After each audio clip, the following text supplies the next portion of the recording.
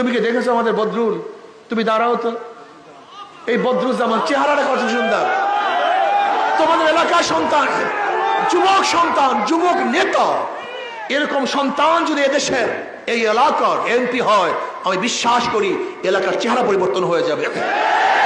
তার অবস্থান যেরকম, আশা করি ইনশাআল্লাহ গোটা যুবক সমাজকে নিয়ে সে এমন সুন্দর সমাজ উপহার দিবে যার বৈষম্য দূর হয়ে যাবে, বর্তমান মানুষের অধিকার ইনশাআল্লাহ নিশ্চিত হবে।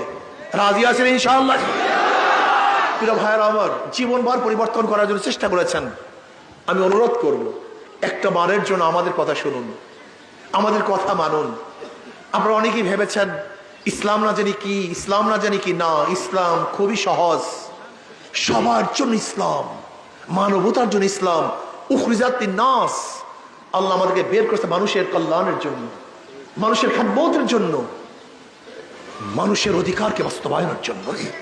আমি বিশ্বাস করি যারা নৌকা নিয়ে নির্বাচন করে তারা নৌকা চালাতে পারে না, যারা ধানের শীষ নিয়ে নির্বাচন করে তারা ধান কাটতে পারে না, যারা নাঙ্গল প্রতীক নিয়ে নির্বাচন করে তারা নাঙ্গল বলতে পারে না, যারা কাস্তে এবং কুঠার নিয়ে নির্বাচন করে তারা নিজেরা ধান কাটতে পারে না এবং কুঠার চালাতে পারে না, যারা গরুর চাকা নিয়ে নির্বাচন করে তারা গরুর গাড়ি চালায়, কিন্তু হাত পাখা যে নির্বাচন করে তারা নিজেরাও হাত পা ব্যবহার করতে পারে।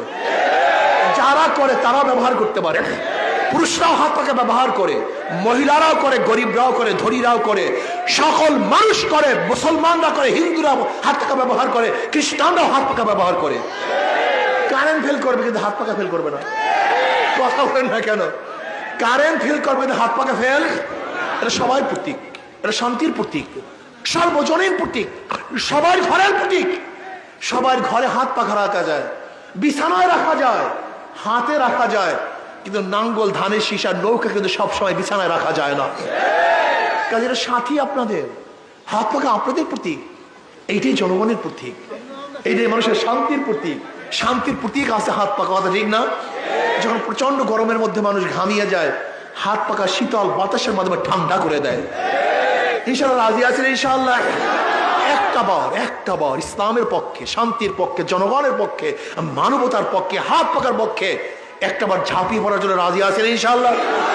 আমার যুবক বাবা চাও না ইনশাআল্লাহ? তোমাদের মতো যুবক ক্যারিয়ার চলে আসছে, মুরব্বীরা সামনে থাকবে, মুরব্বীরা সামনে থাকবে, যুবকরা পিছনে থাকবে। যেই কাফেলার সামনে মুরব্বী, পিছনে যুবক, সেই কাফেলাকে গোটা দুনিয়ার কেউ হাঁটাতে পারে না, কেউ হাঁটাতে পারে না। সেই কাফেলা জিতবে ইনশাআল্লাহ। কে রাজি আছেন ইনশাআল্লাহ আগামী নির্বাচনে? কে কে রাজি আছে? দুই হাত তুলে নারায়ে তাকবীর, নারায়ে তাকবীর, নারায়ে তাকবীর। আলহামদুলিল্লাহ। আসুন, ইসলামের পথে আসুন, শান্তির পথে আসুন, মুক্তির পথে আসুন। আল্লাহ আমাকে এবং আমাদের সবাইকে ইসলামী হুকুমাত কায়েমের ভিত্তিতে জনগণের অধিকার বাস্তবায়নের তৌফিক দান করেন।